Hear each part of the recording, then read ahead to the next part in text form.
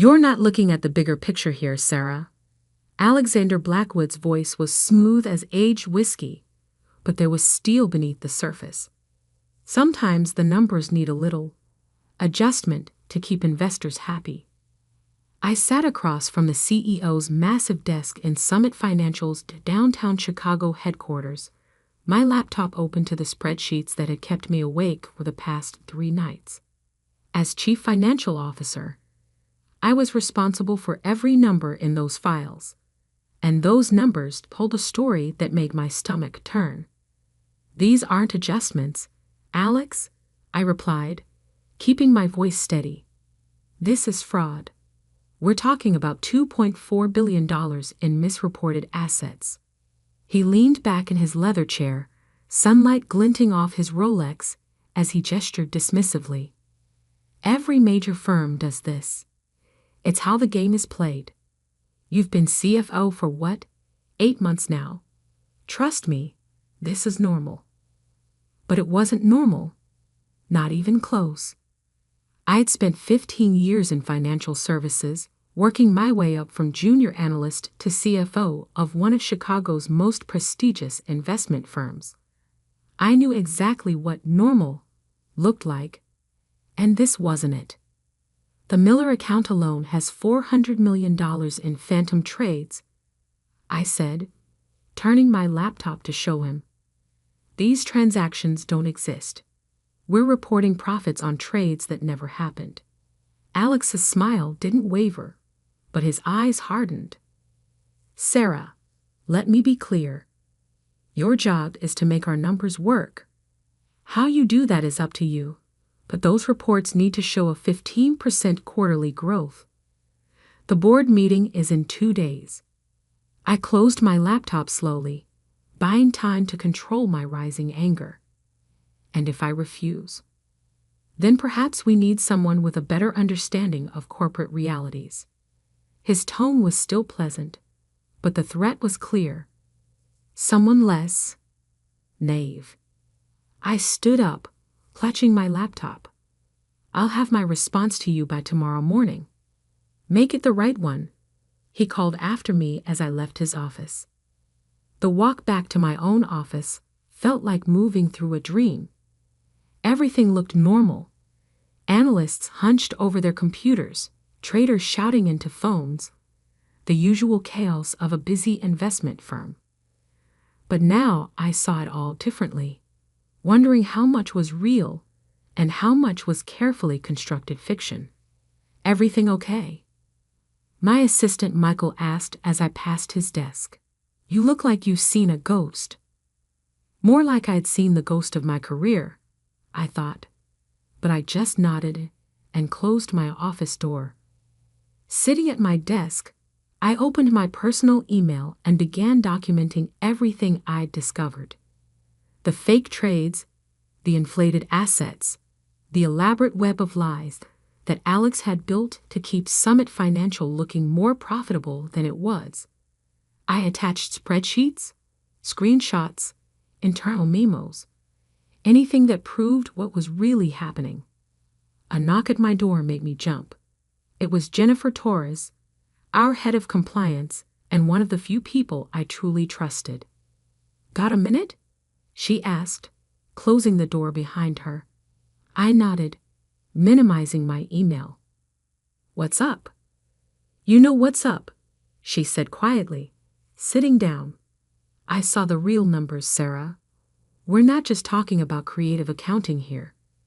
This is serious. Alex wants me to fix it," I said. "Make it all look legitimate for the board meeting." Jennifer's face darkened. "He's been doing this for years. The last CFO, Marcus Williams, he didn't retire to Florida like they told everyone. He left because he couldn't handle the guilt anymore." That was news to me. Marcus had been my mentor, the one who'd recommended me for the CFO position. He disappeared so suddenly 6 months ago, leaving only a brief email saying he needed a change. "Have you kept any records?" Jennifer asked. "Documentation of what they're asking you to do." I patted my laptop. "Everything. But what good does it do? If I don't play along, I'm fired. If I do, I trailed off, thinking of the potential consequences. If you do, you're complicit, she finished. And when this all falls apart, because it will fall apart, you'll go down with them. She was right. I'd seen enough corporate fraud cases to know how they ended. The higher up you were, the harder you fell. There's another option, Jennifer said, even quieter now. We could report it to the SEC. Better. I have a contact at the FBI's Financial Crimes Division.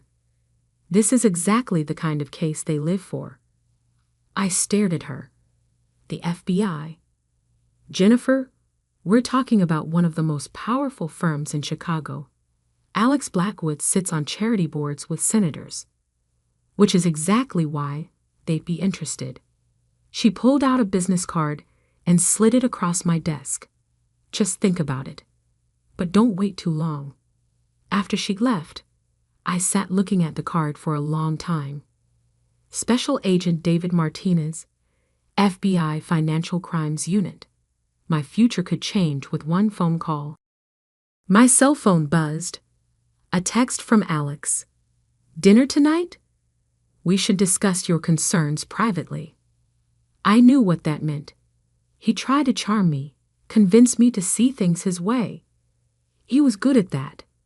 It's how he built Summit Financial into a powerhouse, making everyone believe in his version of reality. Instead of responding, I began forwarding emails to my personal account. Every questionable transaction, every manipulated report, every conversation where the fraud was discussed. Years of evidence that would destroy the carefully crafted image of Summit Financial. At 7 p.m., my office phone rang. Alex again. Sarah? About dinner. I'm still reviewing the numbers. I cut him off. I'll have everything ready for the board meeting. He paused. The right numbers?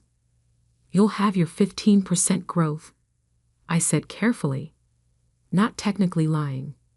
The board would see numbers showing growth. They just might not be the ones he expected. After hanging up, I looked at Agent Martinez's card again, then at my laptop, containing enough evidence to bring down one of Chicago's financial giants. Sometimes the numbers need adjustment, Alex had said, but some things didn't need adjustment. They needed exposure. I picked up my phone and dialed the number on the card. A calm voice answered on the second ring. Agent Martinez. I took a deep breath. My name is Sarah Reynolds. I'm the CFO of Summit Financial, and I need to report a massive fraud. There was a pause, then, Ms. Reynolds, can you hold for a moment while I switch to a secure line? As I waited, I glanced out my office window at the Chicago skyline. Somewhere in one of those gleaming towers, Alex Blackwood was probably congratulating himself on handling his troublesome CFO. He had no idea what was coming. We'll need you to keep your position for at least another week, Agent Martinez said, sliding a small recording device across the table. Can you do that without raising suspicion? We sat in a private room at the FBI's Chicago field office, where I'd spent the last 3 hours detailing Summit Financial's fraud scheme. The evidence I'd brought had caused quite a stir. Agents had been coming and going, making calls, their faces showing increasing concern as they grasped the scale of what we were dealing with. Alex is expecting me to present doctored numbers to the board tomorrow, I replied. He thinks I'm working on them now. Perfect, Martinez nodded. We need that board meeting. Get him talking about the adjustments he wants you to make. Be specific. I fingered the recording device, smaller than a credit card, designed to slip into a jacket pocket. What if he searches me? He won't. Jennifer spoke up from her corner of the room. She'd come with me to the FBI. Her own evidence adding to the growing case. Alex is too arrogant. He thinks he's untouchable. The next morning, I arrived at Summit Financial wearing a wire and carrying 2 sets of spreadsheets. The real numbers showing the massive fraud, and the fake ones Alex expected. My hands were steady, but my heart was racing. "There's my star CFO," Alex called out as I passed his office. "Ready for the board?" I forced a smile. "Just some final adjustments." "Come show me," he said, gesturing me inside. Perfect. Just like the FBI had predicted. His own ego making him want to micromanage the deception. I sat down, opening my laptop to the fake numbers. "Walk me through it," he said, coming to stand behind my chair. Well, I began, the recording device capturing every word. "I've moved the Miller account's phantom trades through our Cayman subsidiary, then back through Singapore. Makes them harder to trace." Good, he murmured. "And the asset valuations? Inflated by 22% across all major holdings. It'll show the growth you wanted." He squeezed my shoulder. "See? I knew you'd understand how things work. This is why I made you CFO." The recording device felt hot in my pocket, though I knew it was just my imagination. Every word he spoke was another nail in his coffin. "What about the SEC filing?" he asked. "That needs to match." "Already handled," I assured him. "I used the same methods you showed Marcus before he retired." Alex's hand tightened on my shoulder for a moment. "Marcus made his choice. I'm glad you're making a smarter one. If he only knew." The board meeting was scheduled for 2 p.m. At 1:30, I received a text from Agent Martinez. "Teams in position. Remember, let him present the false numbers first." I'd spent the morning quietly copying more files, documenting more transactions. The FBI now had evidence of over $3 billion in fraud, even more than I'd initially discovered. The rabbit hole went deeper than anyone had imagined. My phone buzzed. "Jennifer, Alex just asked me to verify the compliance certificates. It's happening."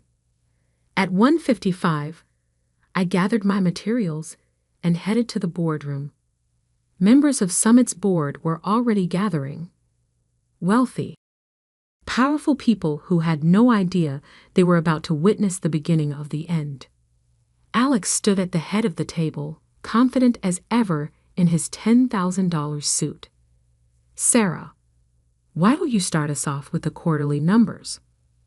I stood, hands steady as I connected my laptop to the projector. The fake spreadsheets appeared on screen, showing exactly what Alex wanted everyone to see. Strong growth, healthy profits, a thriving company. "As you can see," I began, "our third quarter shows significant growth across all divisions." Alex beamed as I walked through the lies he'd orchestrated. Board members nodded approvingly, some making notes. None of them questioned why our firm was doing so well while our competitors struggled. Then, exactly as planned, Alex took over. "These outstanding results," he said, "reflect our innovative investment strategies and unique market position." The recording device captured every word as he expanded on the false numbers, adding his own embellishments, digging his hole deeper with every sentence. My phone buzzed silently in my pocket. The signal from Martinez. FBI agents were now in position throughout the building. And with that, Alex concluded triumphantly, "I'll let Sarah explain our projections for Q4. I stood again, but this time I switched to a different file. "Actually," I said calmly, "I have some other numbers the board should see." Alex's smile froze as the real spreadsheets appeared on screen. "These are the actual transactions," I continued, my voice steady. showing $3.2 billion in fraudulent trades, phantom assets, and manufactured profits. The boardroom erupted in chaos. Alex lunged for my laptop, but I stepped back. "What are you doing?" he hissed. "My job," I replied. "The real one, not the criminal one you wanted me to do." The boardroom doors opened. Agent Martinez entered, followed by other FBI agents.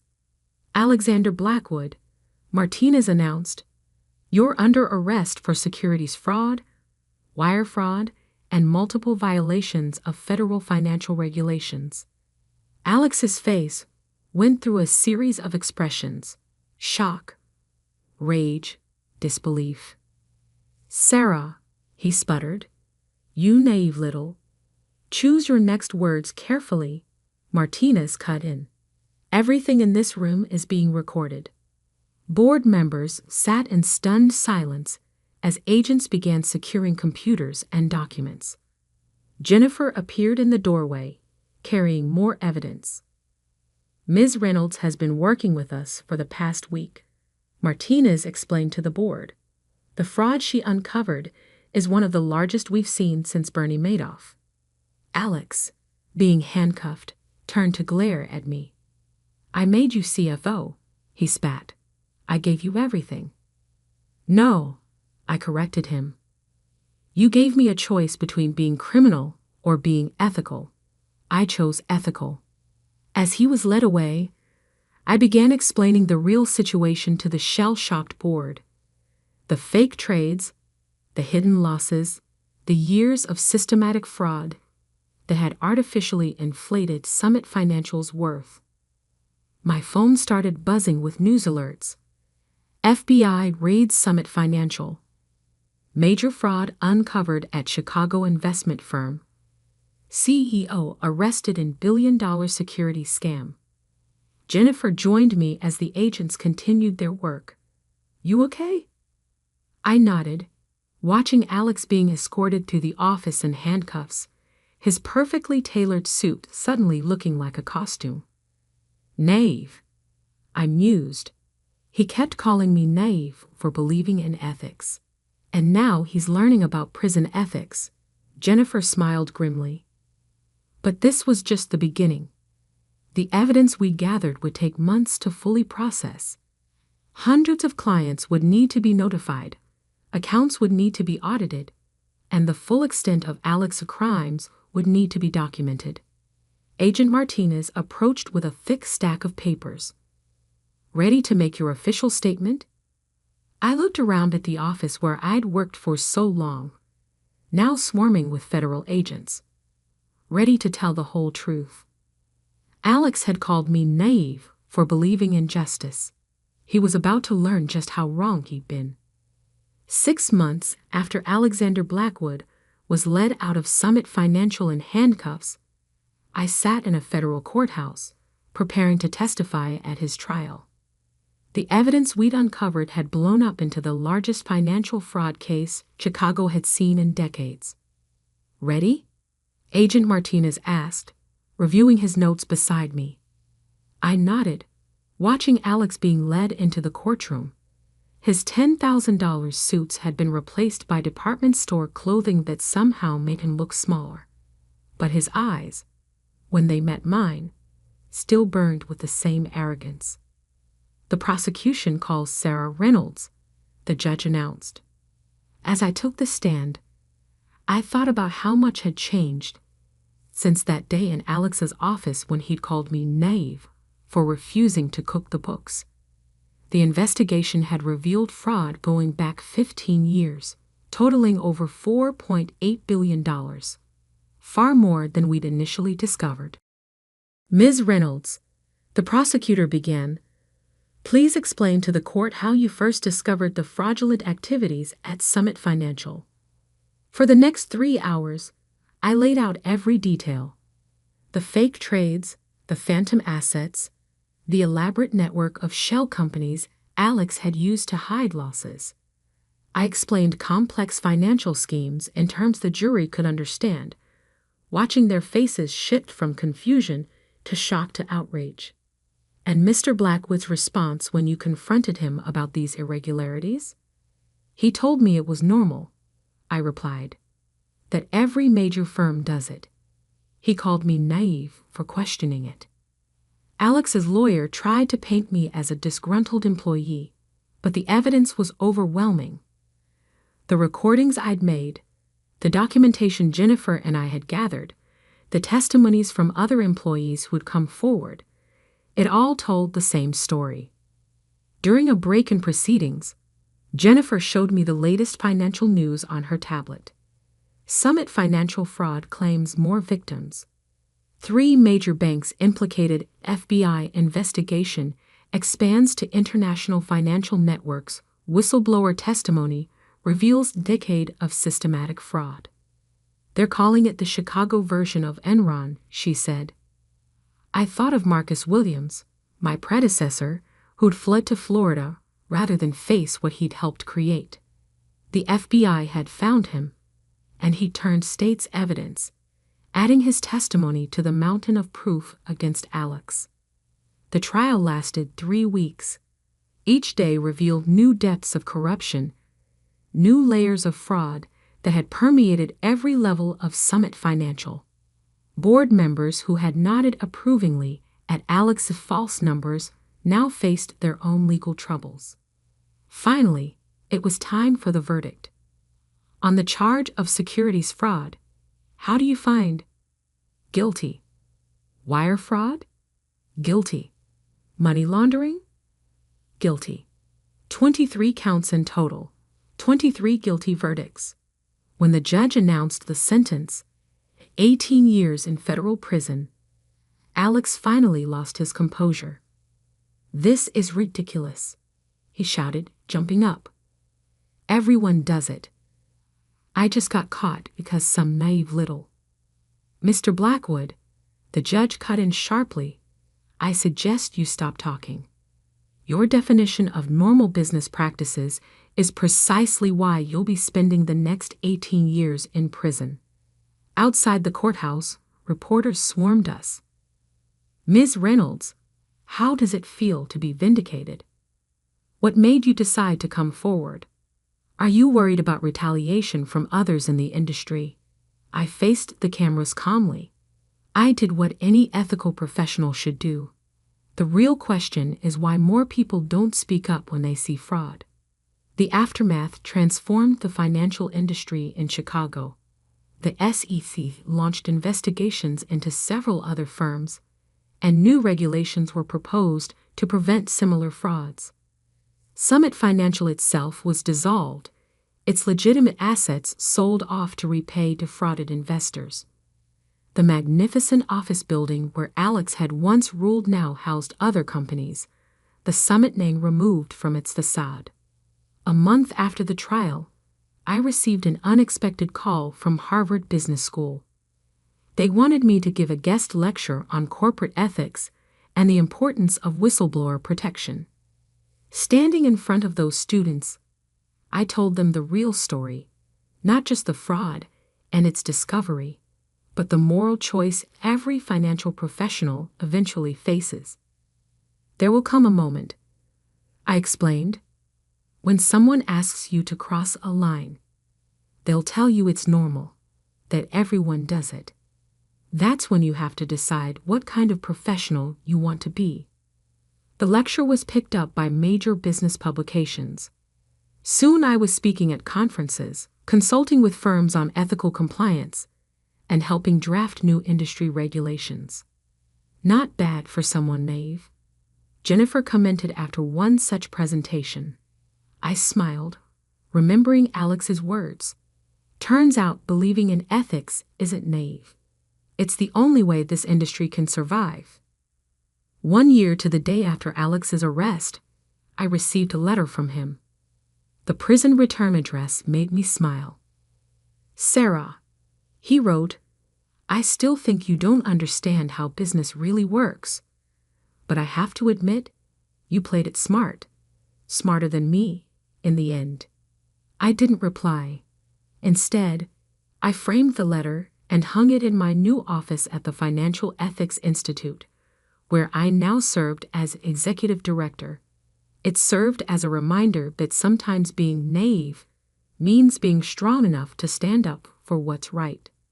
The press still called occasionally, wanting updates or comments on new financial scandals. They always asked if I regretted coming forward, if the personal cost had been too high. I would think of Alex in his prison cell, of the thousands of investors whose money we'd helped recover, of the young professionals who now had a roadmap for handling ethical dilemmas. The only cost, I would tell them, would have been staying silent. Marcus Williams called me from Florida, where he was serving his reduced sentence for cooperation. "You did what I should have done years ago," he said. "You stood up to him." It wasn't just me, I reminded him. It was everyone who came forward after, everyone who chose truth over comfort. The financial industry was changing, slowly but surely. New compliance protocols were being implemented, inspired by what we'd uncovered at Summit. Young analysts were being trained to spot and report fraud, rather than hide it. One evening, as I was leaving my office, I ran into one of the Harvard students who'd attended my lecture. She was now working as a junior analyst at a major bank. "I almost compromised today," she told me. "My manager wanted me to hide some losses, but I remembered your story.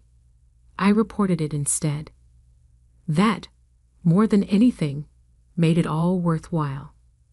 Alex had called me naive for believing in justice, for thinking one person could stand up against systemic corruption.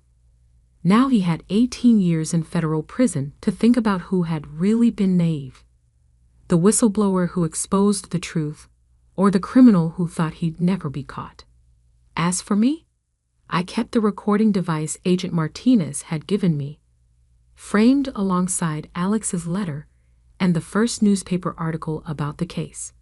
Together, they told a story not just about fraud and justice, but about the choice we all face between what's easy and what's right. Sometimes being naive means being brave enough to believe that truth matters, that justice is possible, that one person's stand can change an entire industry. And sometimes, as Alex learned from his prison cell, the people you dismiss as naive turn out to be the ones who bring your empire crumbling down.